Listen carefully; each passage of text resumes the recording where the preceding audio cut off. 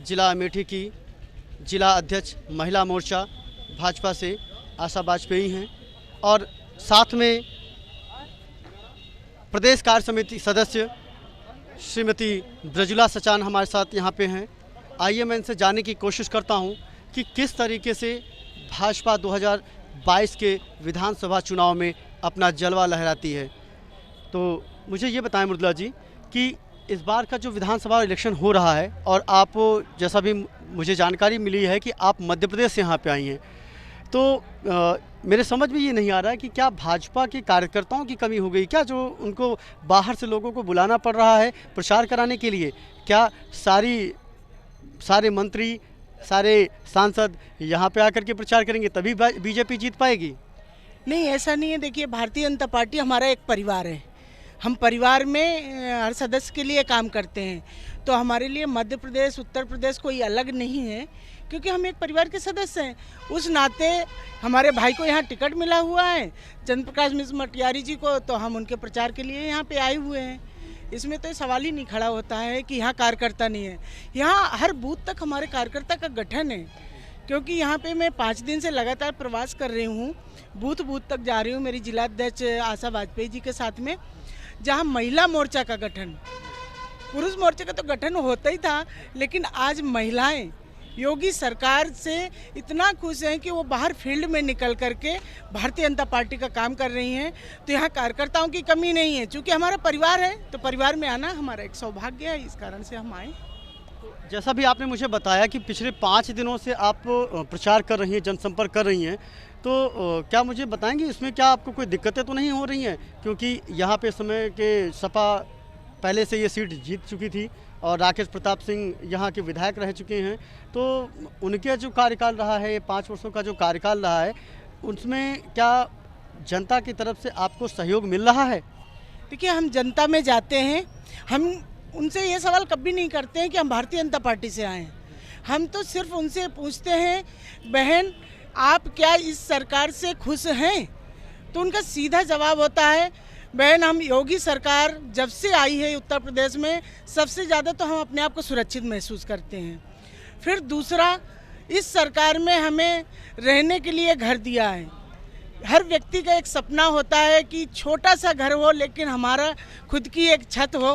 वो छत देने का काम भारतीय जनता पार्टी की सरकार, माननीय योगी जी और मोदी जी के द्वारा किया गया। फिर दूसरा, इस सरकार में हमें रहने के लिए घर दिया है। हर व्यक्ति का एक सपना होता है कि छोटा सा घर हो, लेकिन हमारा खुद की एक छत हो। वो छत देने का काम भारतीय जनता पार्टी की सरकार, माननीय योगी जी और मोदी जी के द्वारा किया गया है। इसके बाद हर महिला को फ्री अनाज मिल रहा है, जिससे उसका परिवार का पेट पल रहा है। फिर इसके बाद हम पूछते हैं, बहन और किसी योजनाओं का लाभ मिला है? तो योजनाओं की झड़ी लगा देती हैं बहनें कि हमें उज्ज्वला योजना के तहत गैस मिली हुई है, हमें शौचालय मिला हुआ है, हमारे बच्चों की पढ़ाई का खर्च सरकार उठा रही है। इस तरह से अनेकों योजनाएं सरकार की चल रही हैं, जिसका लाभ जनता को सीधा मिल रहा है। सपा से लोग इसलिए त्रस्त हैं, उनके लोग आते हैं सिर्फ लूट करने के लिए, जनता के बीच में जाके भय फैलाते हैं।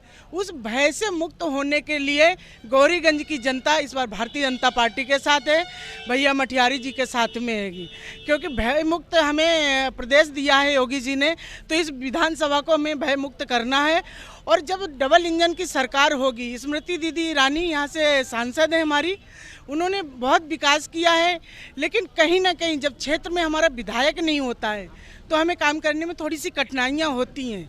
जब क्षेत्र में हमारा विधायक भी होगा तो मुझे लगता है विकास बहुत तेज़ी के साथ आगे जाएगा। अभी जैसा कि मुझे जानकारी मिली है कि आप यहाँ से 2 बार की जिलाध्यक्ष रही हैं महिला मोर्चा की। जिस समय स्मृति ईरानी जी ने यहाँ से लोकसभा चुनाव के लिए अपना नामांकन किया था और आप लोगों ने इतनी मेहनत किया था कि उनको आपने यहाँ से लोकसभा का सीट दिला करके आपने यहाँ से भेजा। तो इस बार गौरीगंज विधानसभा सीट और जो अन्य सीट हैं, जैसे आपकी तिलोई है, जगदीशपुर है और आपका इधर तिलोई हो गया, तो अमेठी है, इन चारों विधानसभा सीटों में इस बार क्या बीजेपी क्लीन स्वीप कर पाएगी?